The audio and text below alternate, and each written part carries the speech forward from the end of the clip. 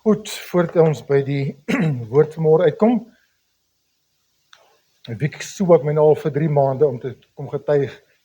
Nee, ding is, hy het hard gewerk daaraan om moed in mekaar te skraap om vanmôre te kom getuig. Nee, dis ook nie waar nie. Hy het al lank af my gesê, hy wil graag met ons deel, wat die Here vir hom so rukkie terug gedoen het, in einde van laas jaar, toe hy baie ernstig siek was. Ek gaan nie op die detail ingaan nie, dis waarvoor hy hier is, om vir ons te kom vertel, wat die Here vir hom gedoen het. Baie dankie Dominee vir die geleentheid wat u my gee, getuig. Maar voordat ek getuig, wil ek net vir u sê, baie dankie vir u almal wat vir my gebid het. Ek is die bewys dat gebed krag is. Jy weet, toe ek in die ICU gelê het, het ek op 'n stadium met my vriendin Sanet vir my kom kuier, en sy het vir my gesê, of ek het vir haar gesê, ek gee moed op.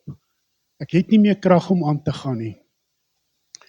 En sy het vir my gesê, daar's oor die 60 mense wat vir my bid. Ek kan nie moed opgee nie. Baie dankie daarvoor. Dan wil ek ook net sê vir die manne wat so vir my kom kuier het en op my voete gevat het, ek is bly julle kakebene is nog in plek, want ek skop hard. Dit was die 7de Junie laas jaar, toe ek die aand op die bed gesit het, en dit het gevoel soos pyle wat deur my lyf gaan. Dit ek nou gedink, ag, dis nou maar weer hierdie maagbreek of hernia, wat die slim mense dit noem, en ek het op die bed gaan lê en ek het my maag so ingedruk. Maar 2 die nag toe besef ek, dat ek moet by 'n hospitaal uitkom. Ek het 3 opsies gehad om by die hospitaal uit te kom. Die eerste opsie was gewees om my dogter te bel wat so 2 kilometers van my af bly en vir haar te sê om my te vat. Maar die kinders het deur 'n slegte tyd gegaan en ek het toe nou besluit ek wil nou nie graag vir hulle pla nie. Ek glo vir my ek kon nie 'n noodnommer kry om 'n ambulans te kry en ek behoort aan die CPF nie daaraan gedink nie. En toe besluit ek nou maar ek gaan op my eie soontoe ry. En toe ek nou die berg so afgaan Pinehaven Hospitaal toe weet ek aan die linkerkant, net aan die linkerkant bly, dan maak die pad so slip uit na Pinehaven toe. Die volgende oomblik wat ek kon onthou, toe sien ek maar, dis donker, ek het die slip gesien, maar toe sê ek maar, die ligte moes tog oor die pad skyn, en ek besluit toe om my U-draai te maak.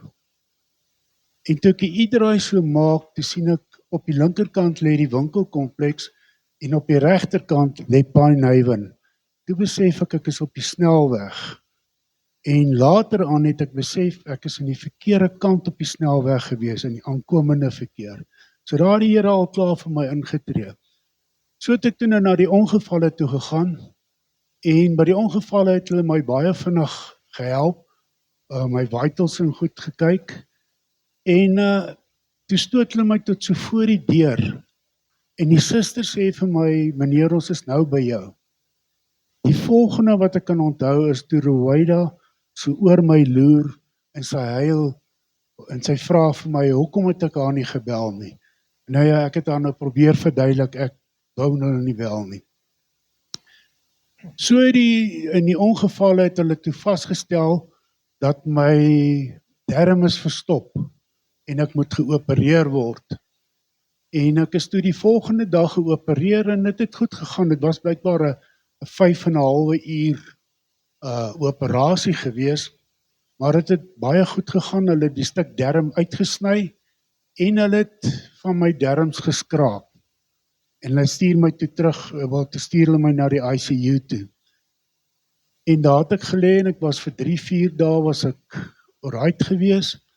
En toe ewe skielik toe gebeur het, dat ek heeltemal die mekaar raak. Ek het so die mekaar geraak, dat ek nie eers my dogter kon herken nie. En Rowaida het toe nou bekommerd geraak, want sy sien toe ek gaan al hoe meer agteruit en agteruit, en sy dring toe aan op 'n tweede opinie. En die tweede opinie was toe 'n moslim internis gewees, baie goeie internis, ek sê nou hy's 'n moslim, jy sal later sien hoekom ek so sê. En hy bepaal toe dat ek sepsis het. En die maandagoggend toe bel die snydokter vir Rowaida, dit was die vakansiedag, die 16de, en hy sê vir haar, sy beter hospitaal toe kom, want hy gaan my weer opereer en dis 50-50 of ek dit gaan maak. So op die operasietafel toe gaan staan my hart. En die Here kom en die Here sê, maar dis nie sy tyd nie. En die Here laat hulle toe dat hulle my hart weer in die klop hou. Ek is egter toe so swak gewees dat hulle kon nie aangaan met die operasie nie. Hulle het my toe effens toegewerk en 'n pleister oorgeplak en my teruggestuur na die ICU toe. En die idee was om 3 dae later sou hulle my weer geprobeer het. Dit het nooit gebeur nie, want ek was die heeltyd te swak gewees. Nou kom ek gee net vir julle die aanduiding wat my tellings en goed was. Die hoogste wat my sepsis was 14.56. Dit moet blykbaar onder 0.05 wees. My infeksietelling was 325 en dit moet blykbaar onder 5 wees. My nierefunksie was gewees 28%. Op 26% dan moet hulle dialyse doen. My bloeddruk was 230 gewees oor 90 hoog en 82 op 52 laag. So dit was in die tyd wat dit so gewissel het. Maar intussen toe praat ek met die Here en ek sê vir die Here, Here, U weet my saak is reg. Ek weet dit en U weet dit. Vat my huis toe. Maar ek hoor niks nie en ek gaan aan en ek sê, asseblief Here, vat my huis toe. En die Here kom na my toe en die Here sê vir my, nie jou tyd nie, maar my tyd. En ek aanvaar dit toe. Intussen het my seun toe van Engeland af hier geland en hy het vir my kom kuier daar in die ICU.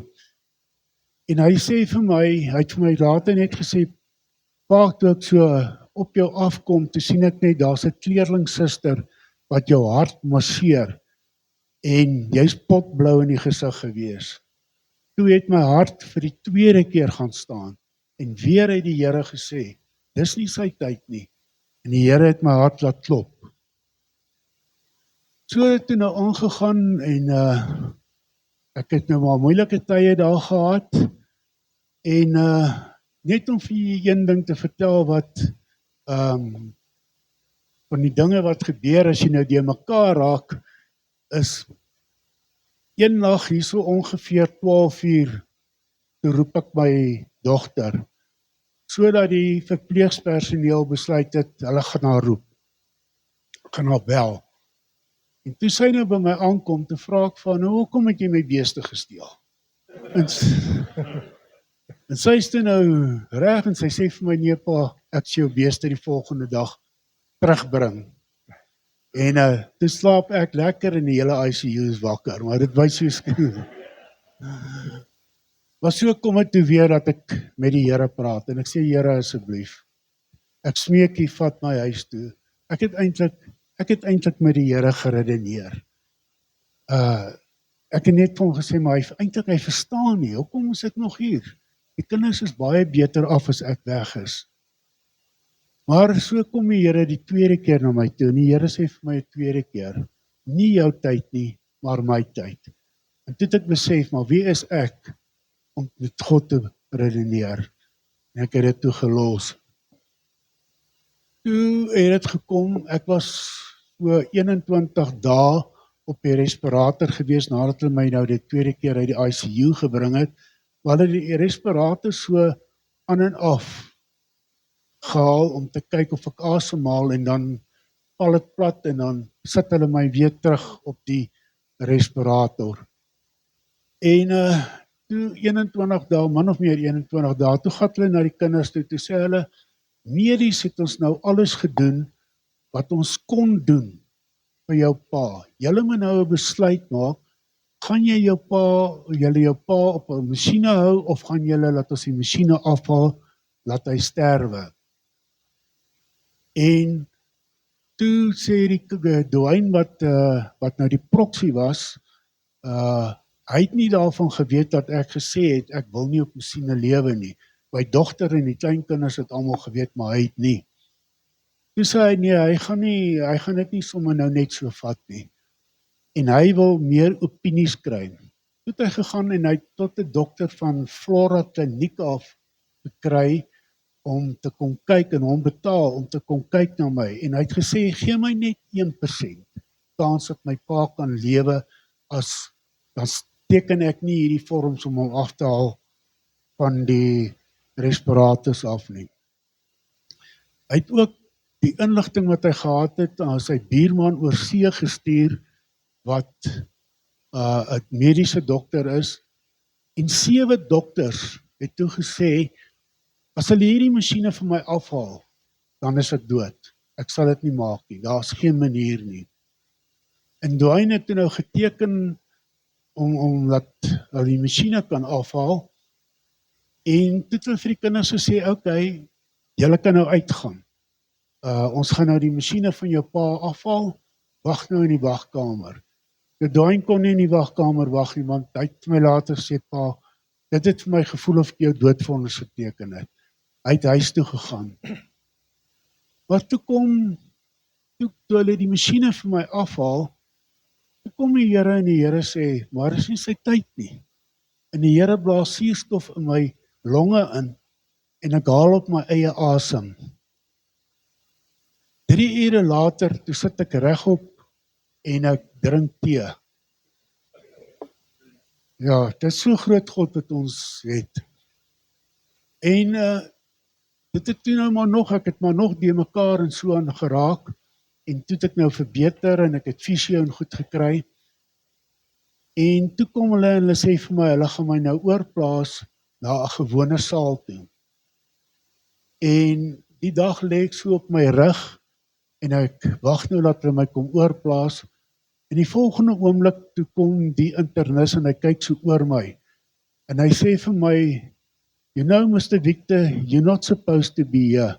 Somewhere, somebody high above you is watching over you.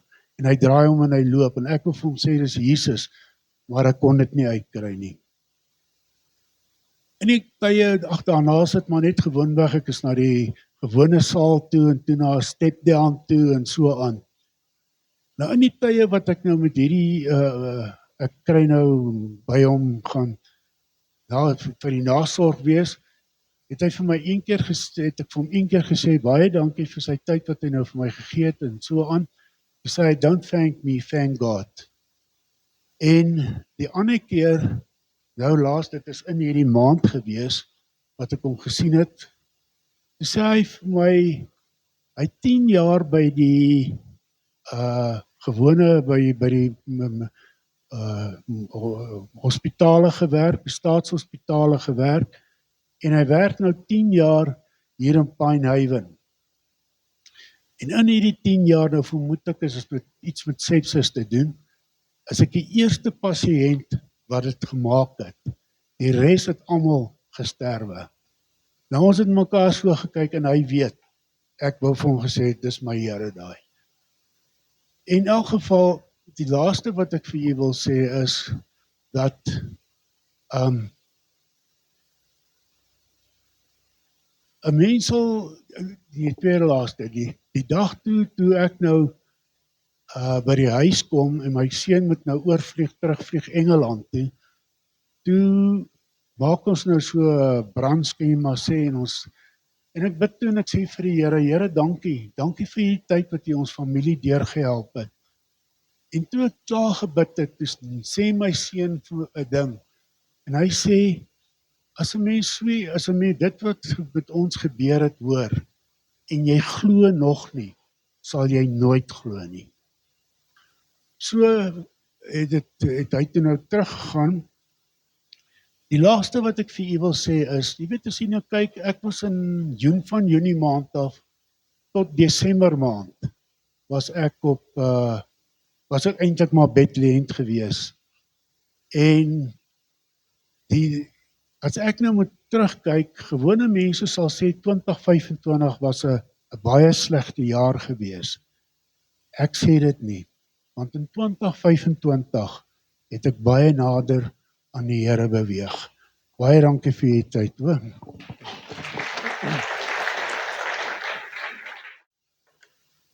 Baie dankie, Wiek. Groot getuienis. Ek onthou Desember maand voordat ons met vakansie gegaan het, was Wiek hier op sy slegste gewees en dan gee ek maar gewoonlik oor vir Gerrit ook voordat ons al die gevalle wat aandag moet kry en so aan. Dus ek vir hom, hy moet vir hom regmaak. Hy gaan hierdie week weg as gaan hy begrafnis hê. Dis die waarneming wat ons gehad het. Ons is dankbaar saam met jou en saam met jou gesin ook, wie die Here jou gespaar het. En mag dit vir elkeen vir julle ook 'n besondere bemoediging wees, moet nooit opgee te bid nie, want gebed werk. Nie altyd volgens ons manier nie, volgens ons tyd nie, maar die Here hoor en die Here doen steeds wonders sonder getap. Ons eer hom daarvoor. Baie dankie vir dit hoor. Goed, ek gaan net so een versie wat ons gaan lees en hy is sommer klaar op die bord. Ek gaan nou nie julle gedeelte lees net so terwille van die tyd, maar daardie versie is belangrik waaroor ons vanmôre ook met u wil gesels. En dit gaan naamlik oor die waarde van die woord en dis iets wat swaar op my hart ook lê die afgelope tyd. So ons gaan vanoggend 'n bietjie daaroor gesels en dan Here wil volgende Sondag en miskien Sondag daarna nog steeds met dit aangaan, 'n bietjie met u te gesels oor wat is die woord vir jou werd. Want Paulus sê in hierdie gedeelte, dis 'n betroubare woord en werd om ten volle aangeneem te word. Waarvan praat hy en hoekom ag hy dit soveel werd? As hy sê en werd om ten volle aangeneem te word. Hoekom is daar soveel kinders van die Here wat nie wandel deur die woord nie? Ons word baie keer blootgestel in die woord. Ons hoor dit gereeld, ons lees dit gereeld en ons het regtig nie 'n skaarste aan die woord nie. En tog sien 'n mens nie altyd die verandering wat die woord moet bring, kan bring en sal bring in mense se lewens nie. Waar lê die probleem? Is ons omgang met die woord oppervlakkig? Is ons baie keer soos mense wat hulle self in die hulle gesig in die spieël sien en sien wat fout is en omdraai en wegloop en vergeet daarvan? Jesus vertel 'n gelykenis ook van die saaiër wat hy sê ons harte is baie keer soos daardie saad wat op rotsagtige plekke val. Soms val dit sommer so tussen die dorings en soms kom die voëls van die hemel en hulle pik die saad op. En dis alles maniere wat die woord baie keer in ons lewens verlore raak. Maar as ons werklik waar gaan begin doen, en ek het al by herhaling gesê, en by verskillende geleenthede hier en by ander plekke as ek ook die woord bedien het, die dag wanneer ons as kinders van die Here gaan begin doen wat ons weet, dan gaan ons herlewing sien. Want ons kennis is reeds daar. Ons het soveel kennis.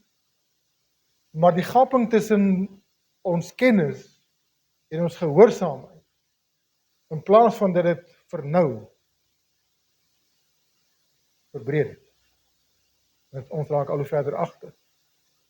Ons moet bly om die woord te leer, maar die woord kan nie tot by mense se ore gebring word. Wat jy daarmee maak, is deel van jou wandel met die Here. Ek kan nie vir jou forceer om dit te gehoorsaam. Ek kan jou nie forceer om dit te glo nie. Ek kan jou nie forceer om toe te laat dat jou verander nie. Dis dinge wat jy en ek self met die Here moet deurmaak. Moet uitmaak. Maar dat die woord kragtig is en dat die woord lewendig is, dit weet ons. En dat die woord 'n potensiaal het om lewens te verander. Dit is so. Ek het al te veel gesien in my eie lewe en ander mense se lewens ook om enigstens daaraan te twyfel. Waar lê die probleem? So wat is die woord vir jou werd? Dis die vraag wat ons vanmôre moet vra dan ook by hierdie geleentheid. Want ons moet aan die woord gelykvormig geraak. Dit help nie ons hoor net en ons doen nie. Iemand het die volgende gesê, en dis iets wat ek al baie lank terug eendag ook in 'n boodskap hier met u gedeel het en ek het dit al met baie mense ook gedeel. Maar hier is my samevatting van die woord wat dit so raak beskryf en ek weet julle moet dit saam met my dan ook lees. Net vinnig iets kan kom, nou ons weer. Vanmôre is 'n bietjie 'n probleem met hierdie goed.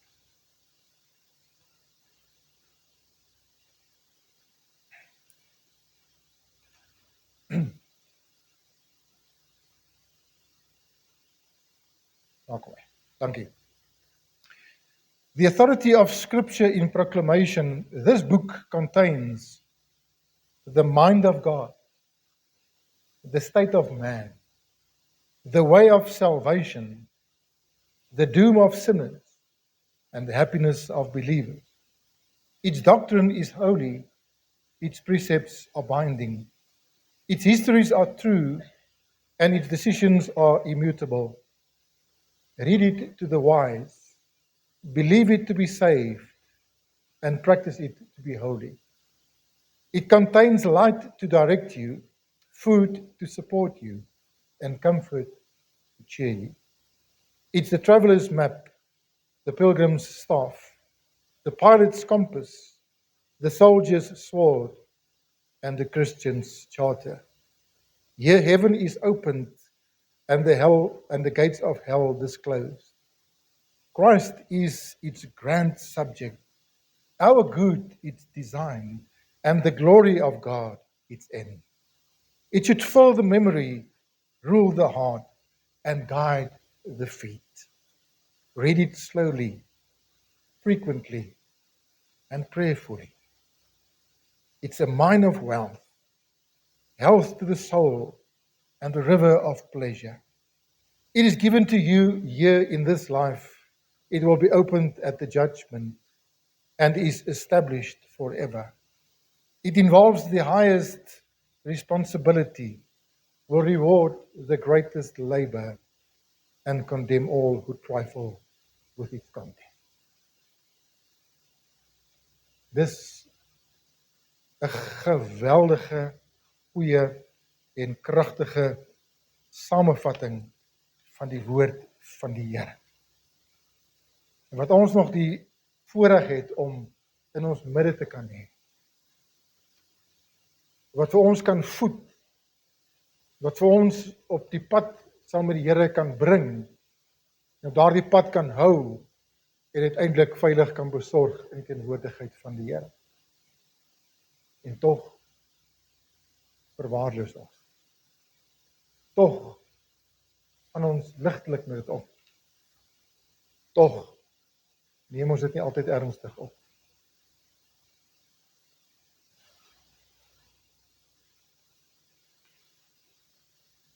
Een van die groot predikers van vorige eeu het die volgende gesê: Friends, if I did not believe in the infallibility of Scripture, the absolute infallibility of it from cover to cover, I would never enter this pulpit again. En ek sê amen daar. As ek nie geglo het in die onfeilbaarheid van die woord van begin tot einde nie, dan klim ek nie weer op hierdie kant. Want dan mors ek my tyd en Here tyd. Want dan is ons besig met 'n leuen, dan is ons besig met fables, dan is ons besig met geestelike storieetjies, maar dis die woord van God, lewendig en kragtige woord wat ons in die Bybel van lees, wat mense as hulle dit gelees het, gesidder het. Wat die volk, terwyl Esdra, toe die volk teruggekeer het uit ballingskap uit, daar in Nehemia se tyd. En Esdra van hulle die wet begin lees het, en hy het nie die 10 gebooie, die wet is die eerste 5 boeke. Het hy begin om die wet van die Here vir hulle te lees. Dis wat hulle gehad het. En hy het gedoen van die oggend tot die aand. En die volk het die hele tyd voor hom gestaan. En weet wat het nog gebeur? Terwyl hulle daar gestaan het, het dit gesous reën. Maar die mense was so honger vir die woord, want na 70 jaar in ballingskap, was daar 'n honger vir die woord gewees, en hulle staan en luister na die woord in die reënbuie. En Esdra lees, die volk staan en ontvang. Hulle drink in. Ons het te veel daarvan. Ek is nog van die garde, en ek het nou die dag daar by 'n ander plek ook gesê, ek is nog van die garde, ek weet vandag, ons kry die Bible apps en daai tipe van goeders wat dit vir jou vergemaklik om om vinnig by jou Bybel uit te kom, want ons Bybel saam met jou dra is nie altyd moontlik, dit is baie handig om dit te doen. Maar wanneer jy stilte tyd hou, wanneer ek alleen met die Here is, dan wil ek vir hierdie riglyn gee, moet nooit jou foon daarvoor gebruik. En ek sê dit nie as 'n wet, ek sê dit met 'n rede. Want 'n selfoon met 'n Bybel op, wanneer jy Bybel lees, is 'n distraction. Want wat doen ons? Ons is nuuskierig van aard as mens. En wanneer jy besig is en jy besig om te lees, en die Here is besig met jou te praat, kom daar 'n boodskap deur, wat doen jy? Jy ignoreer nie daai boodskap vir lank nie. Nuuskierigheid vat oor. Kom ons wees eerlik. Net gou vinnig check. Dalk is dit iets ernstig. Openbaar dit nie dalk so 'n bietjie van ons harte ook, wanneer ons besig is met die woord nie? Sit die selfoon eenkant. Of sit hom op silent of wat ook, ek weet nie, sit hom weg, sit hom eenkant, nie op silent sit nie, want daar gaan liggies aan, en dan gaan vibrations af, en allerlei goed is, gaan hom net so distraction wees, ek weet. Sit hom eenkant as jy stilte met die Here het. En vat jou Bybel, en blaai maar nog deur hom. Dis maar die ou beproefde manier. Doen dit. Dis net so 'n riglyn wat ek vir julle gee, wat jy kan onthou. Ek haal aan wat iemand anders ook gesê het, hy sê, our ultimate goal in reading the Bible is that God's infinite worth and beauty would be exalted in the everlasting worship of the blood-bought bride of Christ from every language, tribe and nation. Wanneer ek die Bybel lees, dan moet nie gaan oor dit wat ek daaruit kan kry nie. En dis baie keer ons ingesteldheid op die woord. Wat is daar vir my? Is dit hoe dit moet wees? Of soek ons die heerlikheid van die Here in sy woord? Ons eerste benadering tot die woord moet wees wanneer ons dit oopmaak is, Here, wys my u self. Here, wys my u hart. Ek wil Jesus sien. Wat is daar vir my? Want dit gaan oor hom. Die Here wil sy hart met jou en my deel, deur sy woord.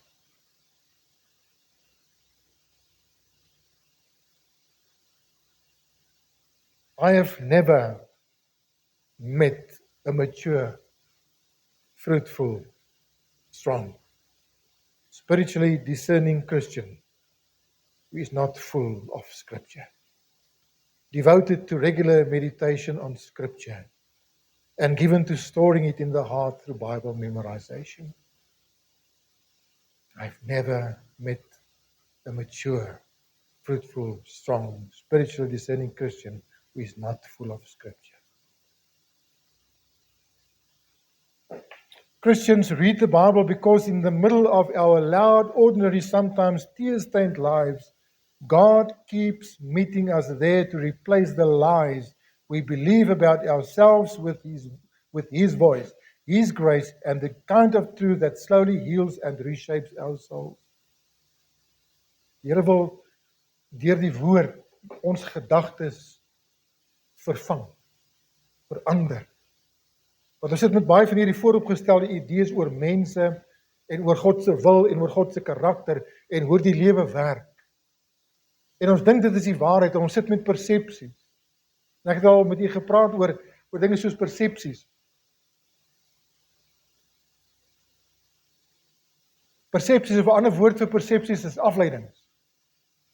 Ons maak afleidings. Hoekom? Want ons het nie al die feite nie.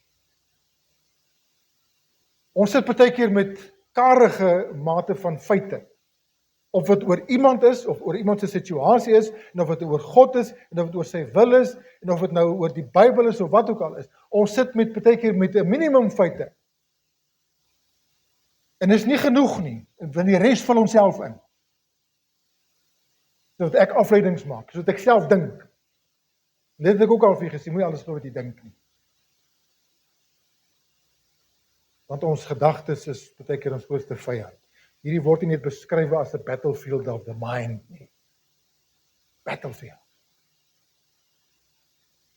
En ons sit ongelukkig, veral in die Christendom, nie uitgesluit nie, van ander godsdienste nie, sit ons baie keer met persepsies oor wie God is. Persepsies oor wat sonde is. Persepsies oor hoe kom 'n mens in die hemel. Persepsies oor dit wat werklik belangrik in die lewe is. Persepsies oor die wil van die Here. En dit is nie korrek nie. Dis nie die volle waarheid nie. Inteendeel, baie van die dinge wat ons mee groot geword het, en wat ons baie keer aanvaar het, maar gedink het dis hoe dit is, vat nogal 'n redelike poging om van ontslae te raak, want persepsie, hoor dit ek vanmôre vir u sê, raak partykeer baie keer sterker as waarheid. Want mense klou vas aan persepsies, maar die waarheid verruil hulle baie maklik. Maar as jy die waarheid van God ontdek, en 'n eerlike soeke na die Here en wie hy werklik is, en wat sy wil werklik is, gaan dit persepsies begin vervang. Ek kan vir baie persepsies noem vanmôre. Dat mense sê, ek dink die Here is so. Of ek dink nie dit is sonde nie. Of ek dink dit is wat 'n mens moet doen. Of ek dink dit is hoe mense in die hemel kom. Ek dink. Maar jou en my verantwoordelikheid en die verantwoordelikheid van hierdie kansel af is, om nie te sê ek dink nie.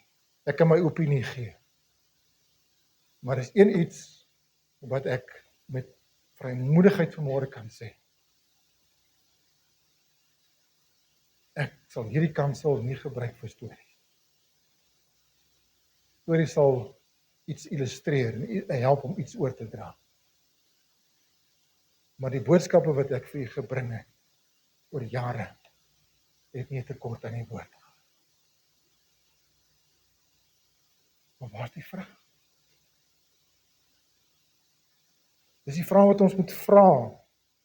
En daar's talle sulke belangrike ondersoekende vrae wat ons onsself moet vra wanneer ons oor hierdie onderwerp van die woord praat. Dis 'n betroubare woord en werd om ten volle aangeneem te word. Waarom is dit so belangrik om dit te lees? Watter nut en waarde het dit vir my? Waar lê ons fokus? By onsself? Sonde? Of lê dit by die een wat herstel? Wat regdeur van die begin af vir die mens sê, vir jou en my sê, hier is ek. Moenie in sak en as gaan sit en jouself jammer kry. Moenie dink jy het te ver geval. Jy het te ver agter geraak, jy het te ver in sonde verval, dat ek jou nie kan help nie. Want God spesialiseer tot vandag in hopeless cases. Want dis die evangelie.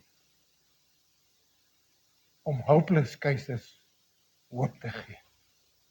Nie 'n vaal hoop nie. Nie hoop wat 'n wensdenker is, maar 'n vaste hoop. Dis God wat ek in die Bybel vind. Wat wanneer jy op jou laagste is, jy moet 'n woord uit kan haal. En dit is al baie keer my.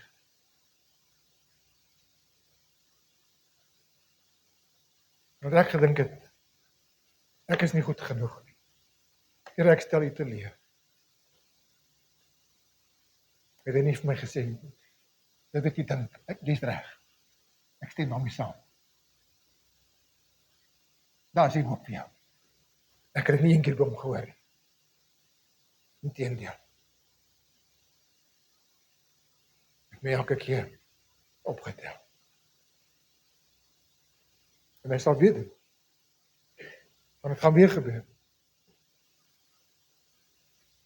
Want ons gaan almal deur hierdie seisoen, ons gaan almal deur ons valleie. Want jy twyfel in jouself. En ja, nou meer as 30 jaar in die bediening, gebeur dit nog met my.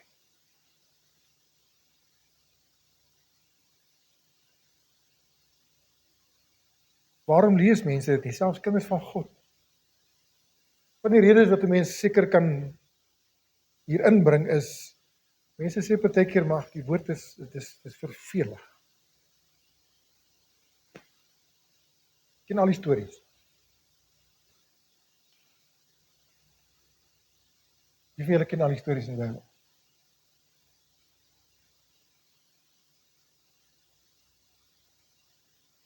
Ek ken nie al die stories nie. Ek het al baie van hulle gelees. Ek het almal van hulle, ek ken baie van die stories. Maar baie van hulle het ek alweer vergeet. Dan vat die Here jou terug en dan herinner jy jou weer, sê onthou jy daai ene.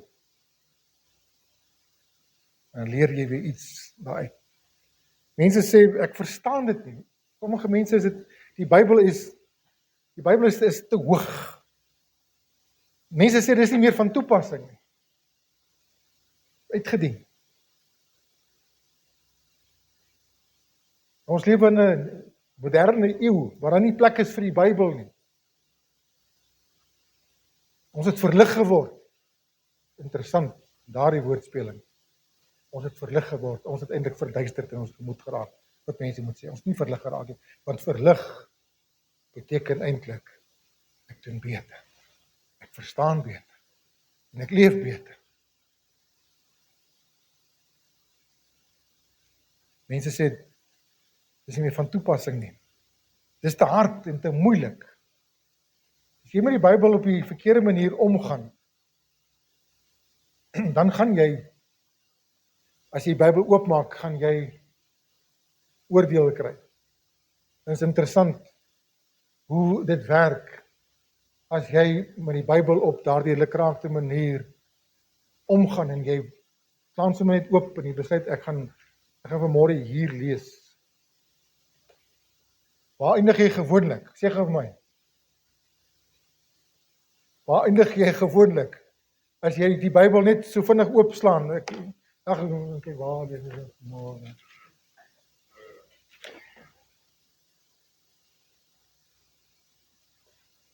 Moet ek julle weer daai storie vertel? Van die ou wat dit gedoen het, né? En toe as die Bybel oopmaak, toe staan daar en Lukas het en Judas het gaan homself opgehang. En toe gooi hy hom so 'n paar terug. Hy druk weer en staan. Gaan en doen jy net so. Nee, kan nie wees nie. En wat jy ook al doen dit haastig.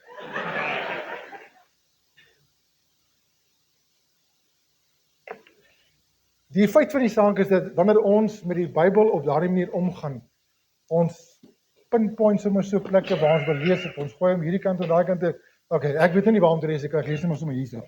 Dan eindig jy 80-90% van die kere eindig jy by veroordeling. En jy stap weg van jou Bybel af met 'n groter veroordeling en groter onsekerheid as voor die tyd.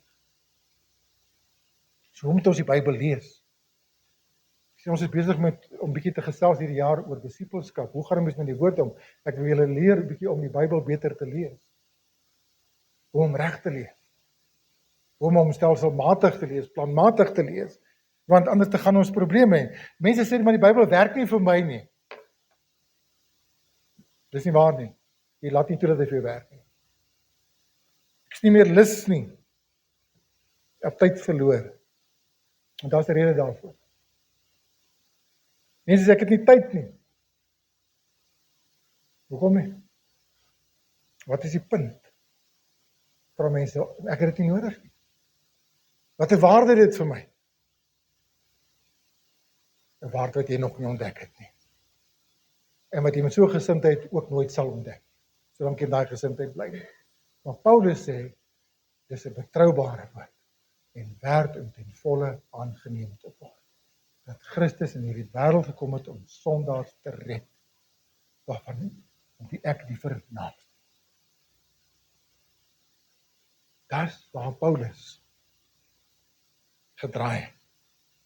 Die woord van die Here. So hoe moet ons dit lees? Met watter gesindheid moet ons dit lees? As jy kyk na die Bybel, dan is dit 'n versameling van werke. Wat afgerond is, saamgestel is en afgerond is bykant 2000 jaar gelede. En vasgestel is as die Bybel. Daar was prosesse gewees, daar was 'n plan gewees, daar was 'n werkwyse gewees. En so mate dat dit tot die slotsom gekom is, dit is die woord van God. En ons kan nie iets daarby voeg nie. Daar's niks verder om by te voeg. Daarom kan niemand wat vandag preek, of wat 'n profesie uitstuur, of wat een of ander openbaring ontvang het van die Here, sê, dis iets nuut, wat niemand weet nie. Die Here het aan my geopenbaar, nou word dit woord van God. Nou word dit op die gelykselfde vlak, as die woord van God gestel. Ons kan nie. Maar tog doen mense. Mense se woord word wet.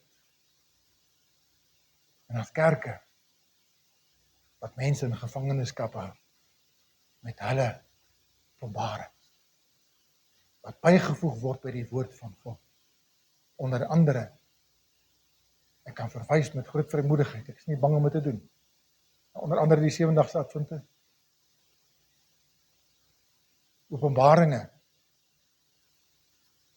wat aan 'n vrou gegee is, Ellen White. En haar geskrifte word op dieselfde vlak as die Bybel geplaas. Woord van God.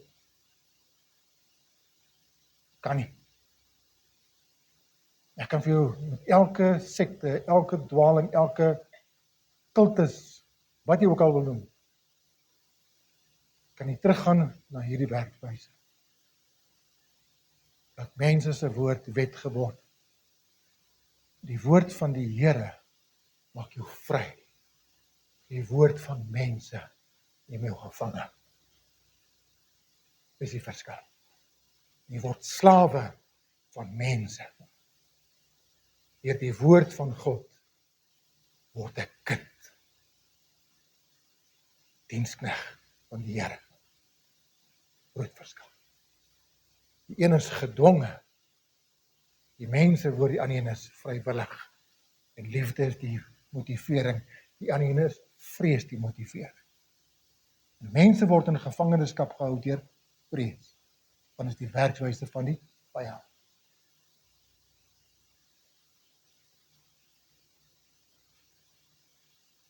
Dit het die toets van tye deurstaan. Want Jezus het gesê, Matteus 24 vers 35, die hemele en die aarde sal verbygaan, maar my woorde sal nooit verbygaan. Dis relevant, dis steeds kragtig en is steeds waar. En is steeds iets waarop jy jou lewe kan waag. Jou toekoms kan waag. Die uitsprake van God. Want deur die woord kry ons kennis. En dis ding wat ons in detail bietjie gaan gesels oor. Kennis, maar kennis van wat?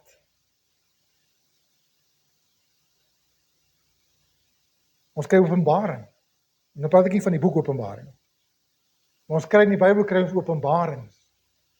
Van wat? Dis dinge wat ons moet na kyk.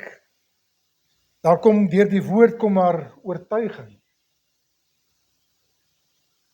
Deur die woord kom daar lering.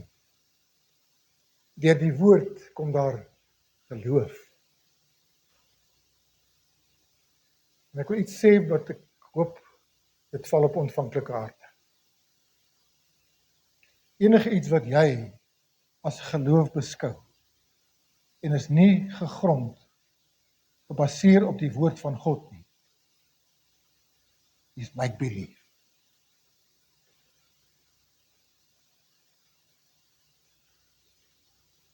Geloof staan op die beloftes van die Here op die woord van God alleen. Want is geloof in God wat gesê het. En as God nie gesê het, nie geloof.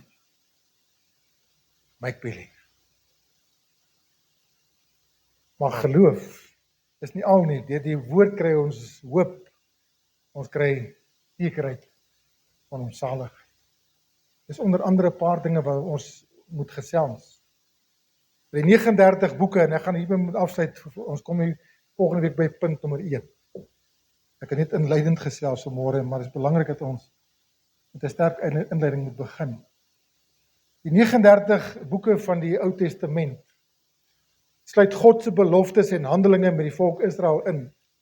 Hoe hulle voortdurend misluk het en dat God ten spyte daarvan steeds met sy plan voortgegaan het tot waar ons by die eerste Nuwe Testamentiese boeke kom met die geboorte, die lewe, die dood en die opstanding van Jesus. Verder, en al lees ons nie direk van Jesus in die Ou Testament nie, as hy daar. En daaroor het ek met u gesels, in COVID-tyd het ek elke boek in die Bybel, sulke lesings, sulke lesse uitgestuur. Weet jy almal het gelees het of gekry het? En ek het dit in 'n boek ook, Timse Dinboek het ek het saamgevat. Jesus in elke boek van die Ou Testament. Hy's daar. Hy's daar.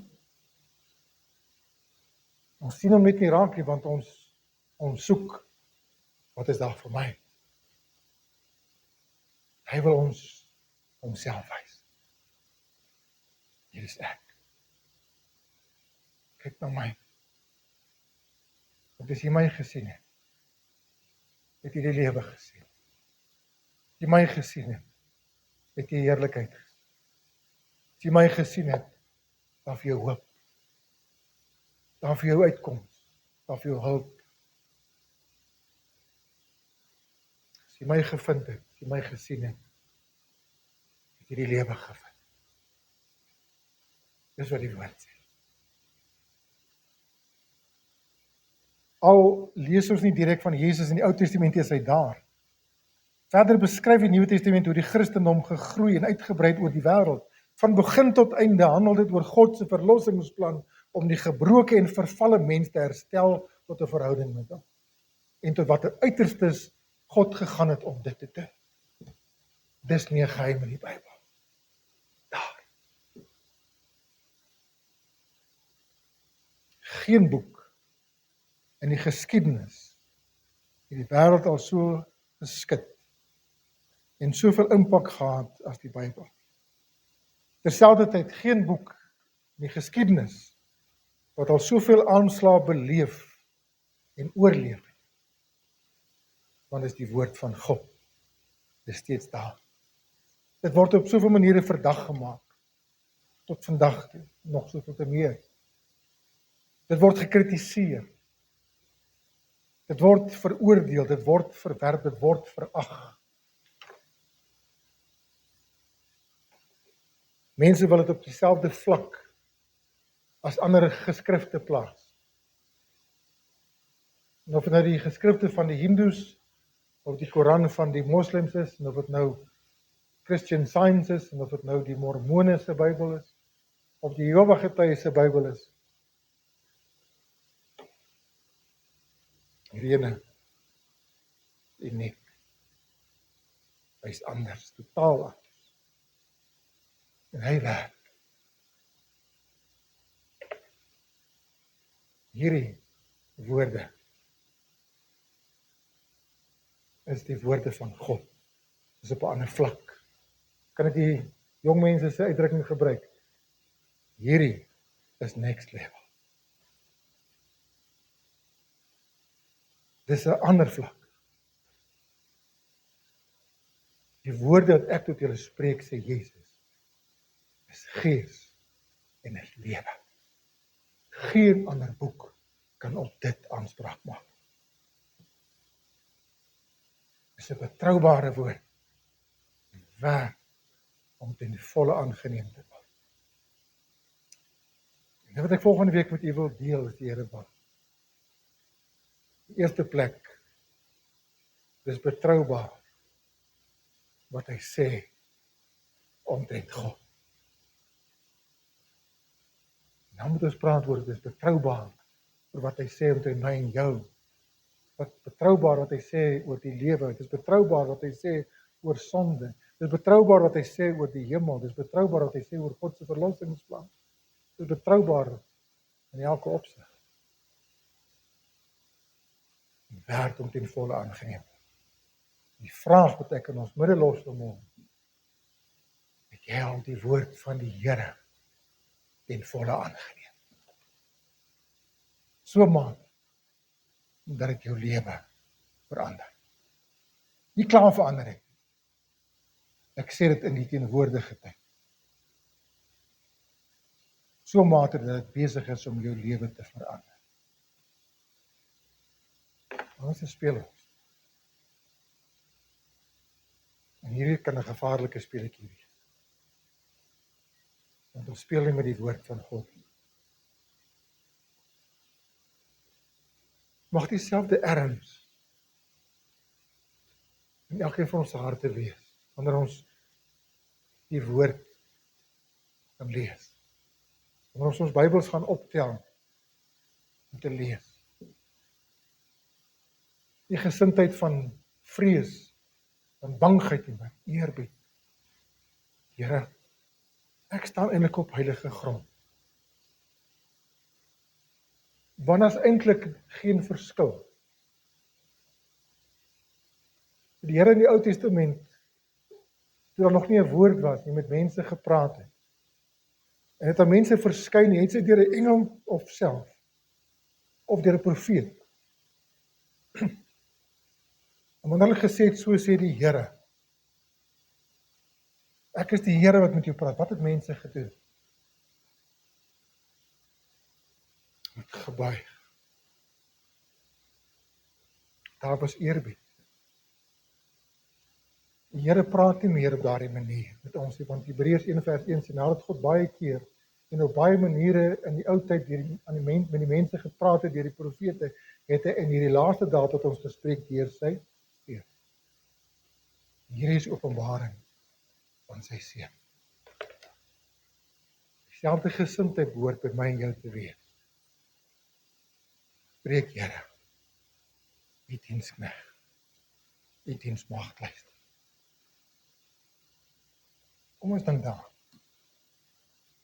Kom ons vra die Here om ons benadering, ons gesindheid teen sy woord te verander. En ek is oortuig, die woord gaan vir jou en my ook verander. Want jy kan nie, as ek met 'n benadering na die woord toe gaan en sê, Here, toon my u self. Here, ek wil u sien. Daar wegstap, u self. Kan nie.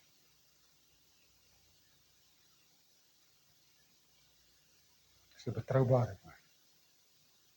Die werd om ten volle aangeneem. Amen. Ons bid saam.